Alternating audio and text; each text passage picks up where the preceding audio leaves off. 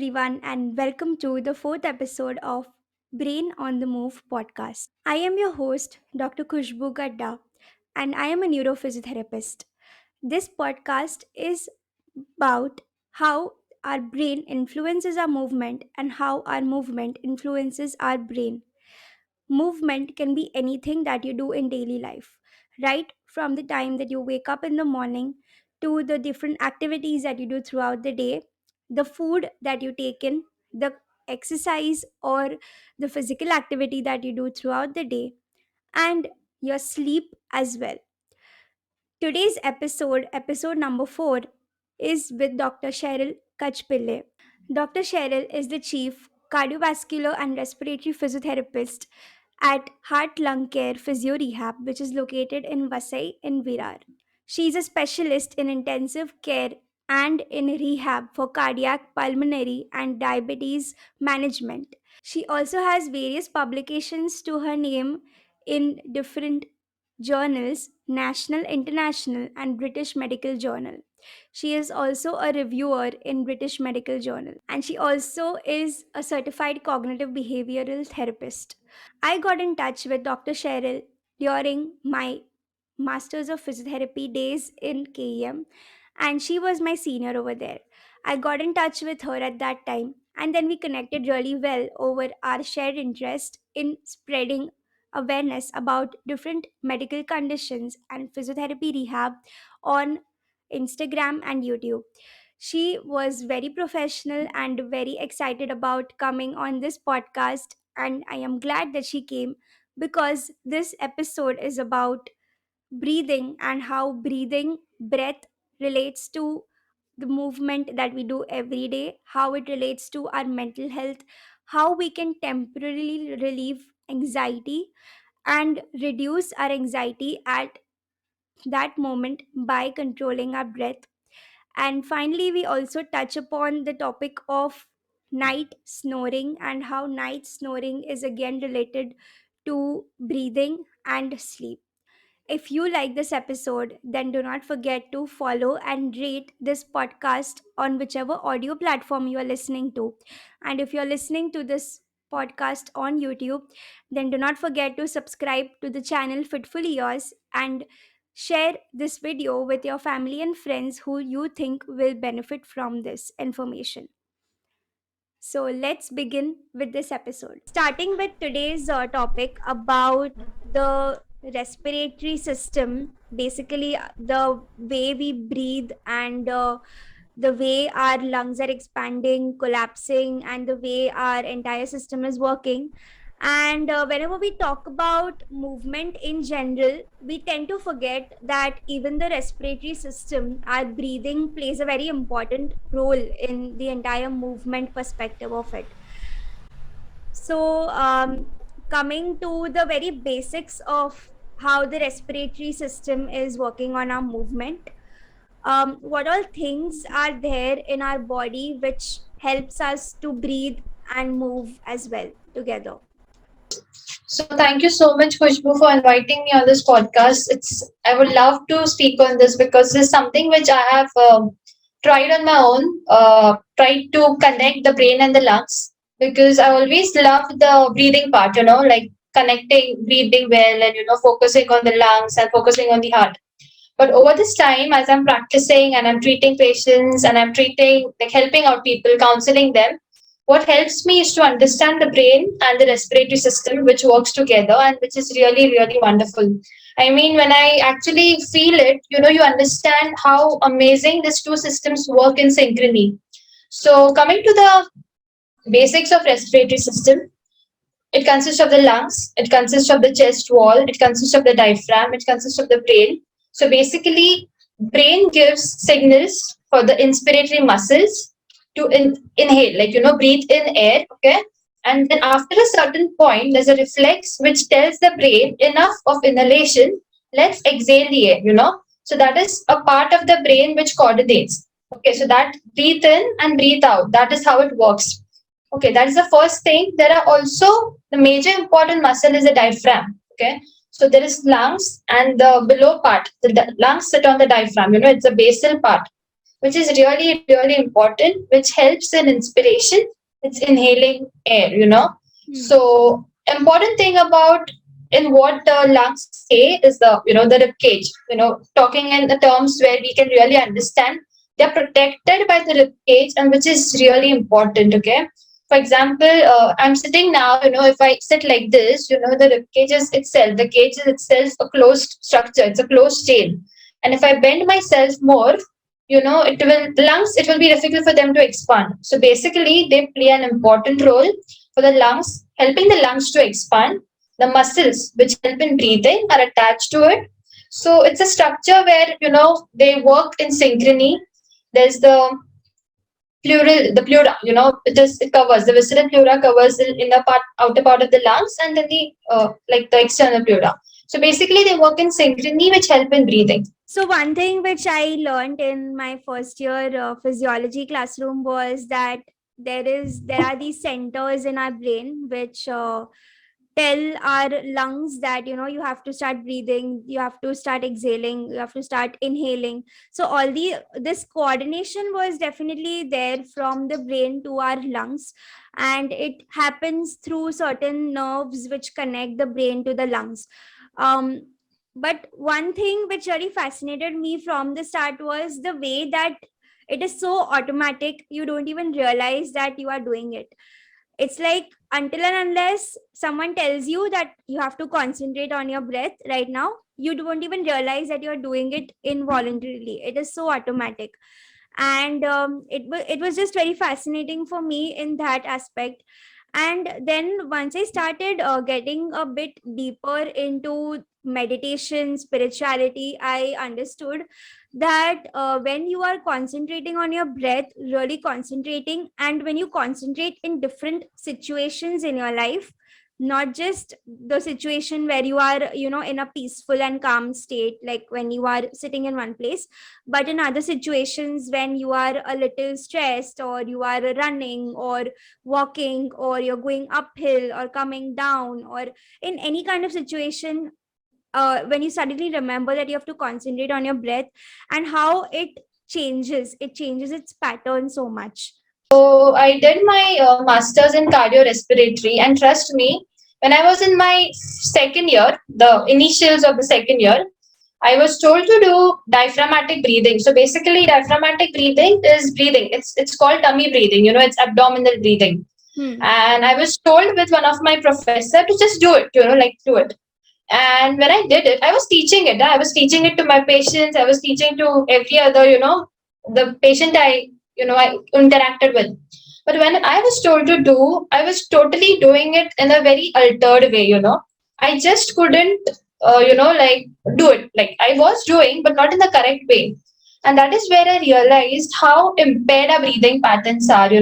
Even in a normal individual, like I don't suffer from any chronic respiratory condition, neither, there's some issue with my nervous system or my respiratory system. So basically, a altered breathing pattern. And if you look at me as a person, at times I'm a very overthinker, a very anxious, a very panicking personality. So, trust me, I started practicing diaphragmatic breathing. That is the tummy breathing, the belly breathing.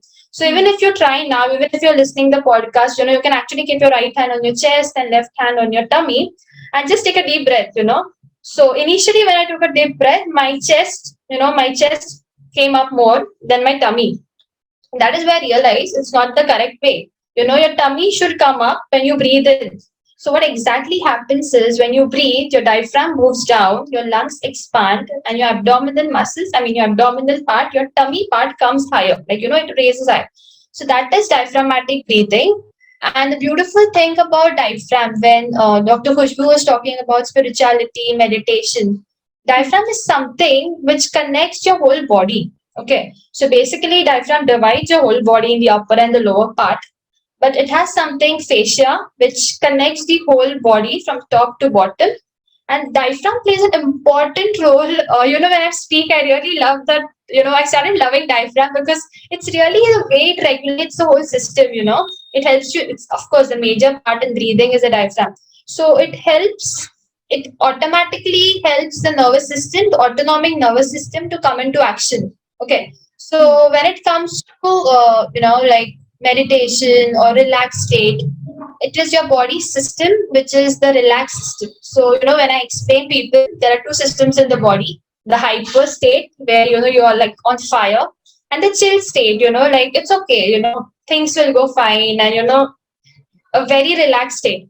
So whenever you do diaphragmatic breathing or tummy breathing or nasal breathing, which I would love to speak on it a later more. Hmm. So the diaphragm activates the autonomic nervous system. There are receptors there, so it also activates the brain. I mean the brain cortex, the motor cortex.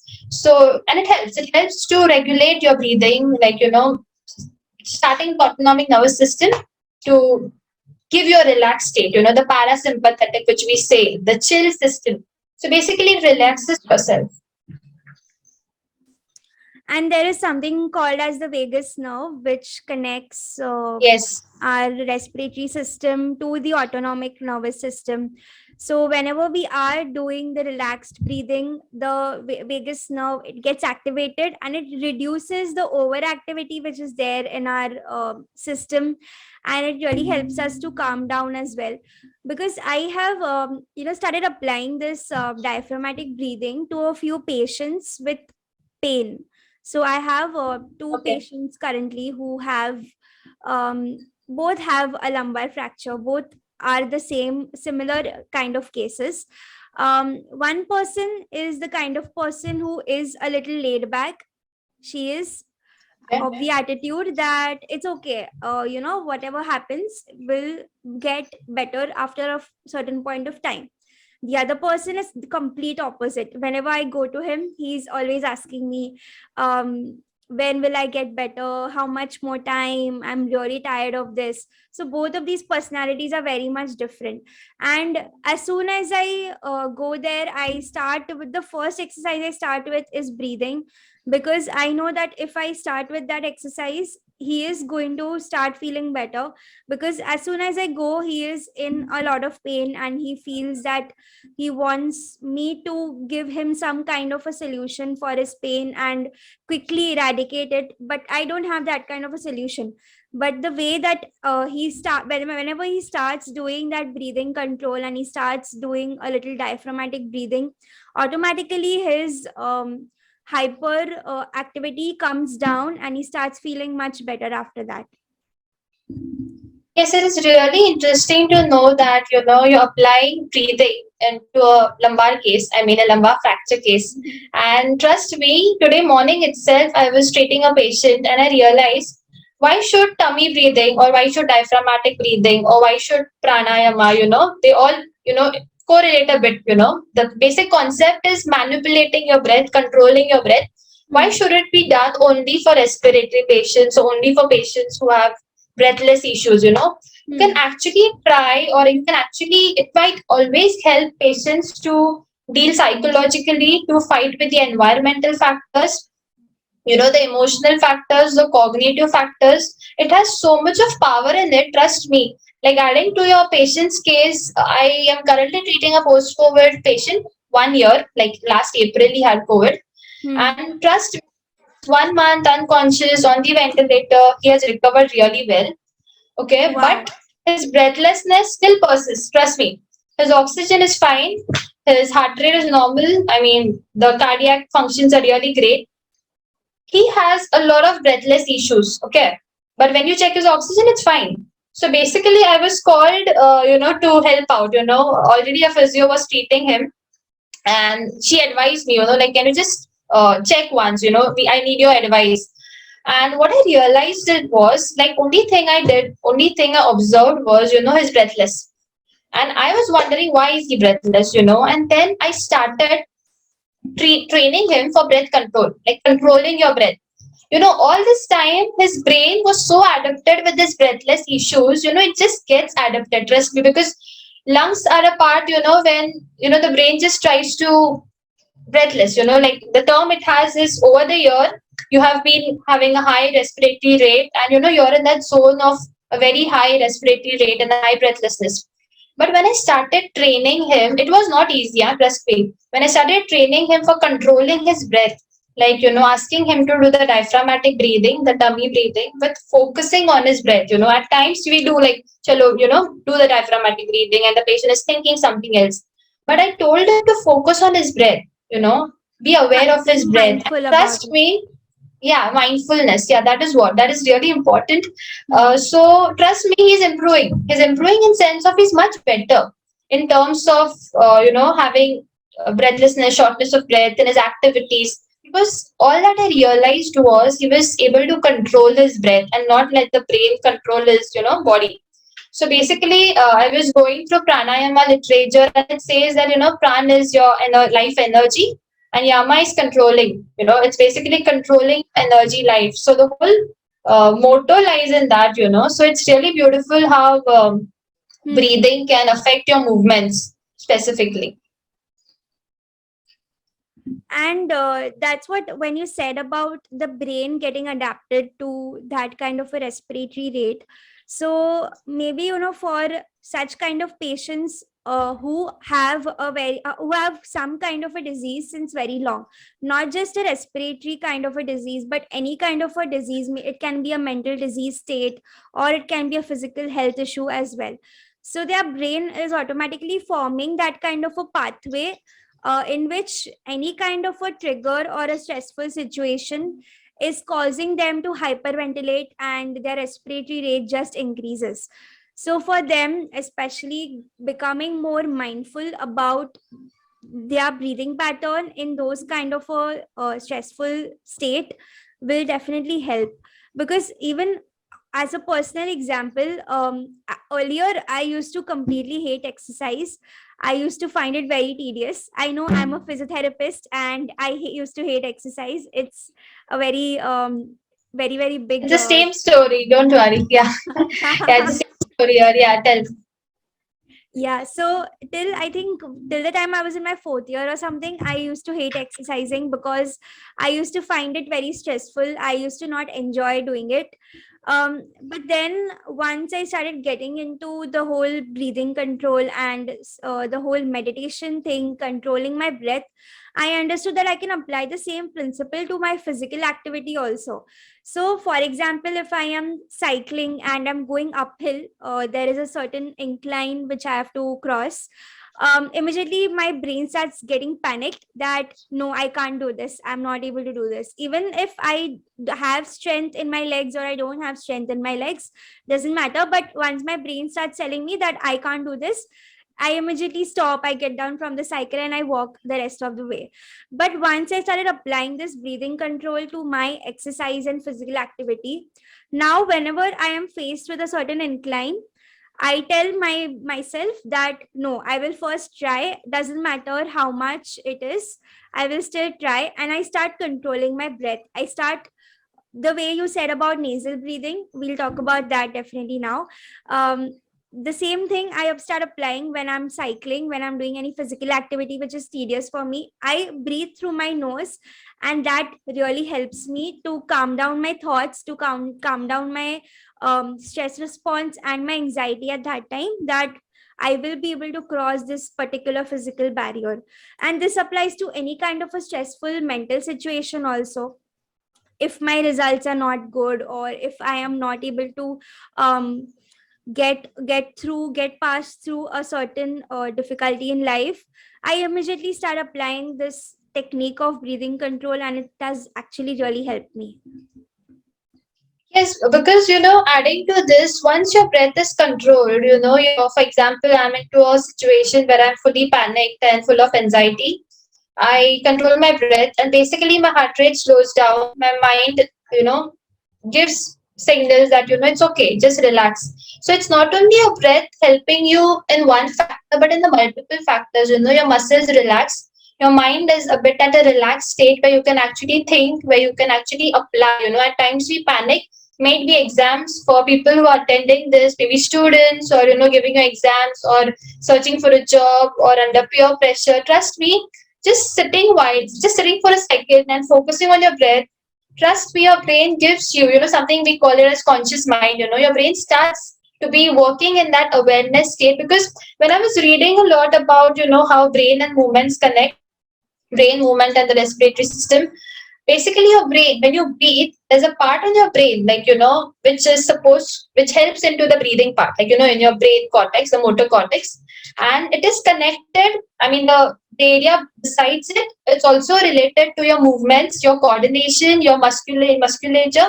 So basically, when you do nasal breathing or any diaphragmatic breathing or controlled breathing, the areas surrounding it also get, activated, because there is evidence, there are literatures, like, nasal breathing or diaphragmatic breathing improves your motor coordination. Basically, this is the way it works. So adding to that, it's really beautiful to, about what you said about, yes, during movement.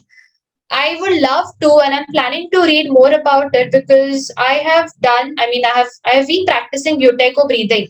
So people who are interested actually can Google it, or, read more about it. It's a internationally certified practice, a course, which I have really just done a gist of it, not the whole course.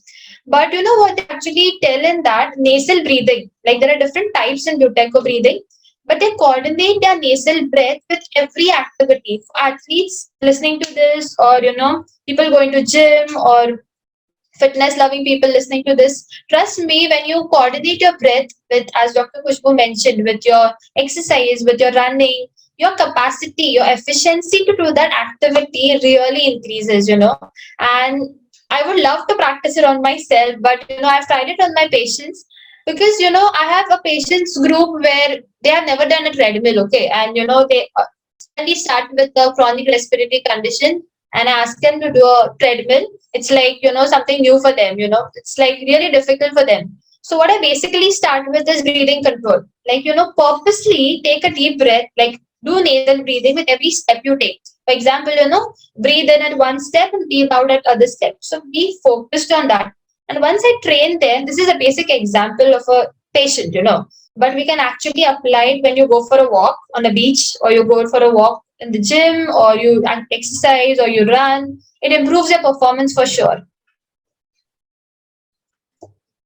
Yeah, and it's like, there are situations that are not in your control. There are certain problems there in your life right now which are not under Yeah. your control, but you will keep thinking about those problems as if you have a solution to it, but you don't have a solution to it. And that is what is causing you anxiety, because you don't have a solution to your problem. But breathing control, the control itself tells you that you have this under your control. And by using this particular tool, you can control your mind, you can manipulate your mind to calm down and just relax and not stress about that particular situation that you are in.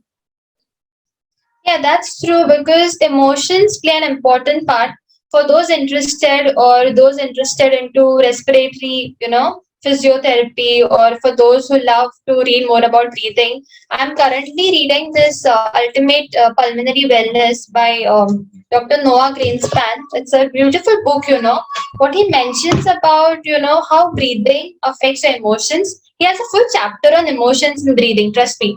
So, your emotions affect your breathing, Hmm. okay, and it's a vice versa. So, you actually have to be conscious enough to know how breathing control will help your emotions.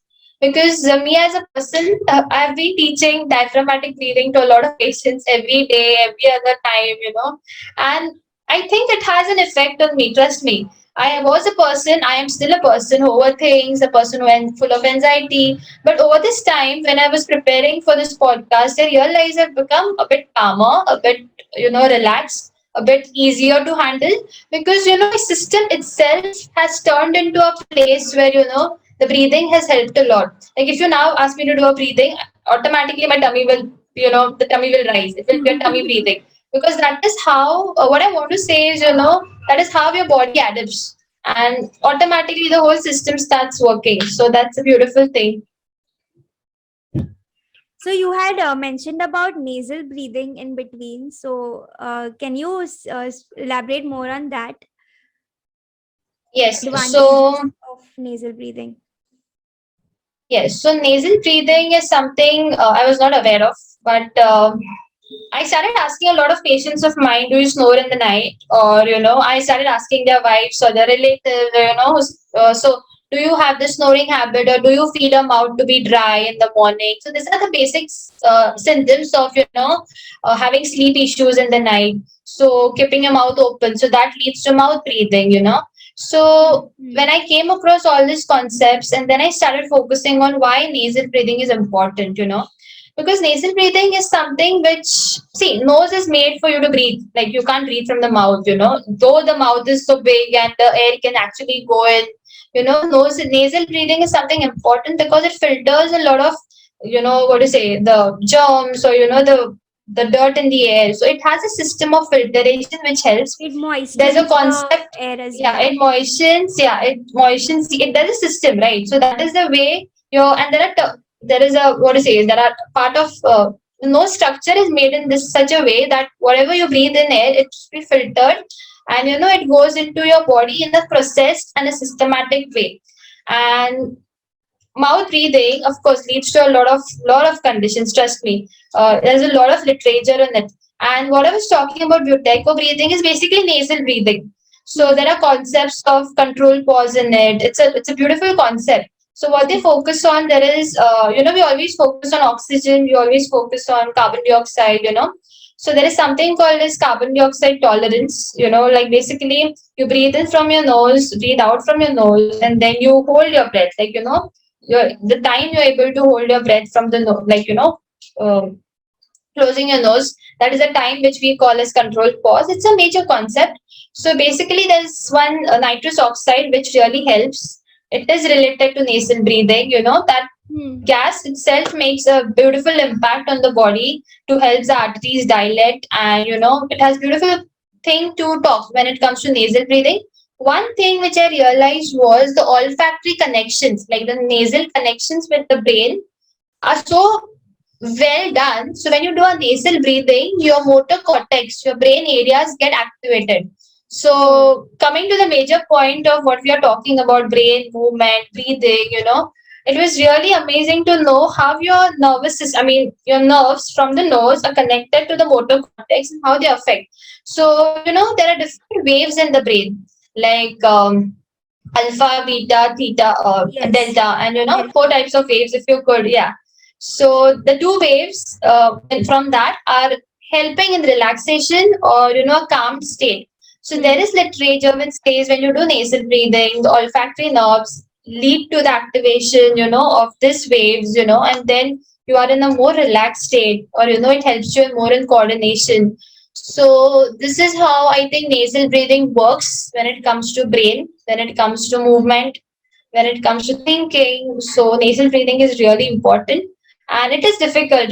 We unknowingly do mouth breathing a lot, but I think we everyone should focus a bit on nasal breathing. That might really help. So one thing which I actually in between I had come across this random YouTube video of this person I was following. So what he did was that he himself is a doctor, so he knows that he does a lot of mouth breathing at night while sleeping, and he snores as well. Somebody has told him that. So what he did was that for 1 month he actually had an entire video blog on it, vlog on how he actually did it. So what he did was that he purchased these mouth strips which came in the pharmacy. He purchased them, and at night before sleeping, he used to apply those strips to his mouth and used to go off to sleep. The next day morning, he would wake up and he would go to do his routine activities and all of that.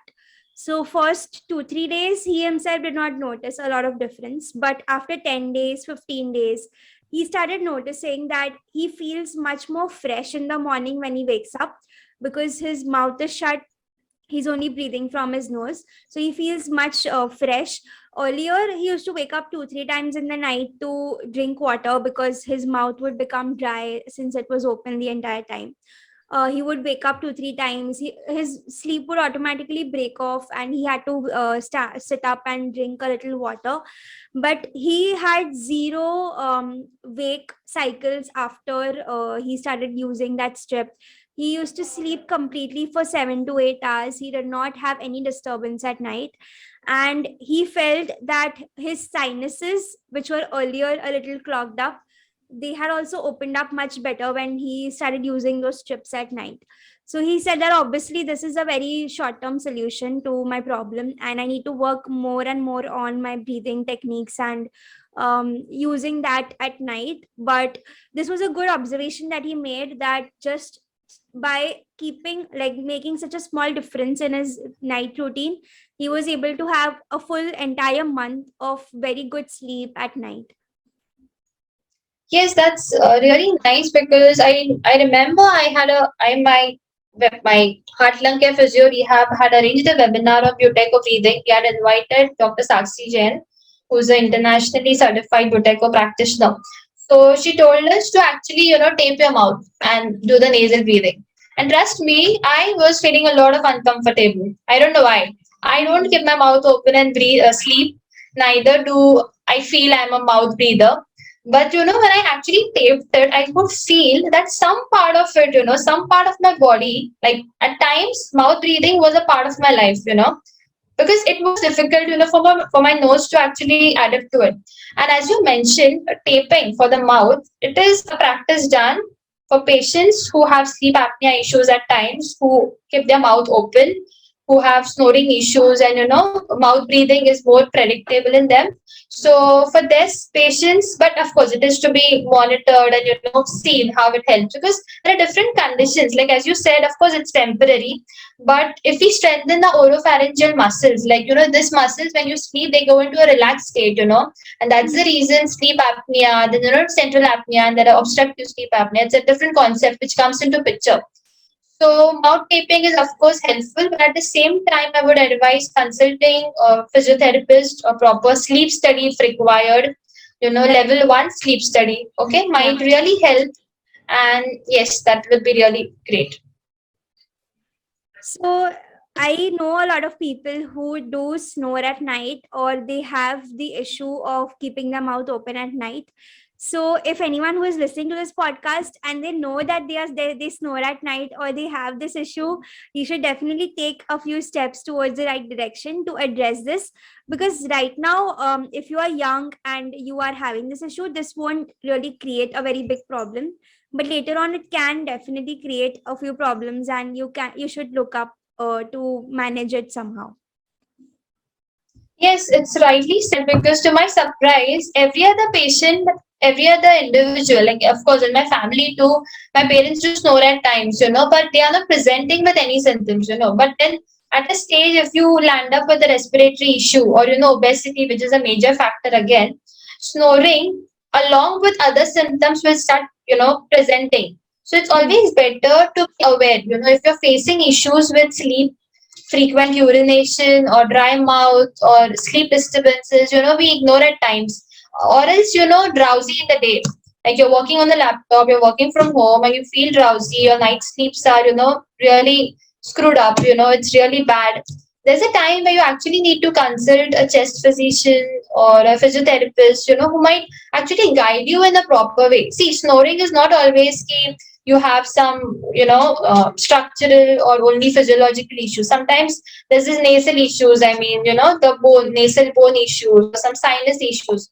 So you really need to get ruled out of all these things to actually know. And I think oropharyngeal exercises should be a part of our lives, strengthening our upper muscles like your tongue, your the what to say, we have different tongue exercises which we actually do, and I think Hmm. balloon blowing.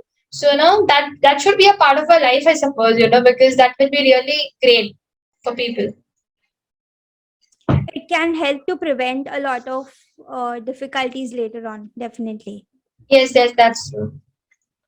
Yeah, one thing which I would like to add up on is your posture. Okay, so posture is a very very important thing, because I think when it comes to breath, when it comes to brain, when it comes to your movements, your posture is a really important thing.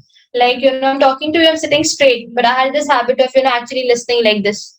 Or many of you all who are listening to this podcast must be sleeping on your bed, or, in this posture, or, different types of postures. And that is when it comes to, posture is a thing which helps you breathe well, Hmm. which helps you think well, which gives you a confidence. because this all these things I learned when I actually was doing my masters and when I was under my mentor, and she observed me from top to bottom, the way I talk, the way I sit, the way so basically what I want to tell you all is, you might be sitting on a laptop for your work, or going traveling in a train, or talking to someone. Your posture itself plays an important role because your lungs need to expand well. When your lungs expand well, you breathe good oxygen, your brain works in an efficient way, and that brain lungs movement coordination goes hand in hand, really synchronized, and the neural oscillations, like networking, as you mentioned, they happen only when you are in a confident and erect posture, a posture which helps them to expand, So, yeah, that is a really important thing I would just add on to. And about vagus nerve, as you mentioned, vagus nerve is something, it passes from the diaphragm. Okay. So when you breathe in, breathe out, it actually, what do you say, massages the vagus. You just imagine of, there's this vagus nerve passing by and your diaphragm just goes up Penetrating and the, down. yeah, Yeah, it penetrates the diaphragm, and when the yeah. diaphragm moves up, moves down, it's a vagus nerve which, actually has to, it's not static, So when you do the diaphragmatic breathing, your parasympathetic system is activated by your vagus. And that is where I just love the vagus nerve because, it just brings everything to a relaxed state, Only Hmm. thing you have to do is just move it a little, the diaphragm in a proper way. So yes, that's a beautiful thing which can how the brain connects with the diaphragm. Another thing that the vagus nerve does it also it so vagus nerve is such a big nerve. It supplies everywhere, it goes everywhere. So it even supplies your upper respiratory system, right from your nose till the trachea. Your entire portion is supplied by the vagus nerve. So even when you are doing certain things like singing, or just singing, or something which you really like, you are just humming a little bit, you are chanting you are chanting om, or you are laughing, you are playing with kids, or you're doing something or the other with your voice also. When you are just in a relaxed state also, it helps to activate the vagus nerve, and it again gives a lot of mental well-being through that as well. Yes, because breath is something which represents you, like frankly speaking. Because once you're in control of your breath, you're in control of your life, and you actually know where are you heading up to. Because in this life where things are a bit dicey, you never know what things might go wrong or how situations might change. You're always in a panicking state at times. So I think controlling breath would be a really beautiful thing to practice. It's not only for patients who are short of breath. Trust me, a little time in the morning, just focusing on your breath, the diaphragmatic breathing, pranayama thing, might really, really be really helpful to help us cope up in the day. And one last thing I would just say is about the fascia. I am focusing more on that because, I recently saw a picture like a person standing and his face is covered with a white cloth. It's like it tries to get the shape of his face, the white cloth, and that's the way they mention fascia. It's like the fascia is connected, it's like fully stick to a whole body from top to bottom. Okay, and Hmm. diaphragm is something in the middle part. Okay, so when you actually breathe, the fascia takes its ways and it tries to mold itself. And what they mentioned was it also expresses the emotions. So basically they're trying to correlate the diaphragmatic breathing, the tummy breathing, with your emotions. So when it comes to emotions, it's what represents you, the way you deal with emotions. So I think it is a vast thing to talk about. You can just talk for a long time on this because I think breath is the major part, about everything. Correct. And that beautiful line which you said, that control your breath and you will be able to control your life. So I think that is the entire summary of this Yes. recording episode that we did. And I think after this, after listening to this, definitely, there will be a change in people's perspective about how they view their own breath, as being connected to their emotions and their mental well-being also. So that was a very good piece of knowledge that you shared with us. And I would just like to say that thank you so much for coming on to this podcast and sharing your knowledge about this whole concept. And definitely there is a lot to explore more on this. This was just covering the basics about how your breath is connected to your brain and how your mental well-being is also depending on how you are breathing and how mindful you are about your breathing. But this was definitely something which was eye-opening for me as well, because till now I used to just live my entire life like the way it is, that whatever situation comes, I used to just think, I used to just panic, I used to not take control of it. But now I have a tool with which I can do it. So thanks a lot for coming on and sharing your knowledge about this.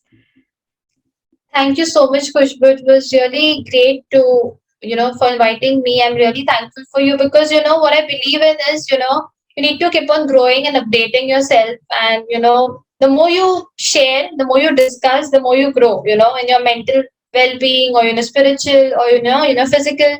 So I think even I learned a lot. I would love to read on this topic more. And I would suggest, there is internet available. Read more about it. There are videos, there are meditation videos, there is a lot about controlling your breath.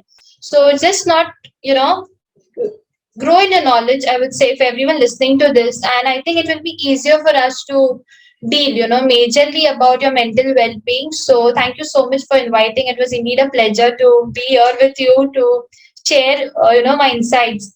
So, and it's all about the literature which I've read and the experiences. So, every experience you get, every person you interact with, I feel, there's something beautiful the person has, or the patient has, the doctors listening to this, or physiotherapist listening to this. Try to learn something from the patients. They might teach you the best you could never think of, So, Hmm. thank you once again. And I would just love to, join again sometime to talk more about this. Definitely. We can have another session on a topic which we were covering. We can have a session on sleep and snoring, an entire one session on that only. It will be really great. Yeah. So, guys, you can follow Dr. Sheral Kachpile on Instagram. Her handle is at the rate heart lung physio, heart lung care underscore physio rehab. I'll just drop the link below on the podcast description. And thank you so much for coming on, Cheryl. Thank you so much. Thank you. So that's it for this episode. If you like this episode and if you like the information that was put out here, then do not forget to subscribe to this channel, follow and rate this podcast on any audio platform that you're listening to, Spotify, Ghana, or Google Podcast. And do not forget to share this video or this audio to your family and friends. I will be uploading a new episode every Sunday. There will be various solo episodes and episodes with guests also from various field in the medical profession. So do not forget to subscribe and follow this podcast. If you found this episode interesting, do let me know by emailing me on the email ID given below. And you can also follow me on Instagram at the rate fitfully.yours and message me over there about how you felt about this episode.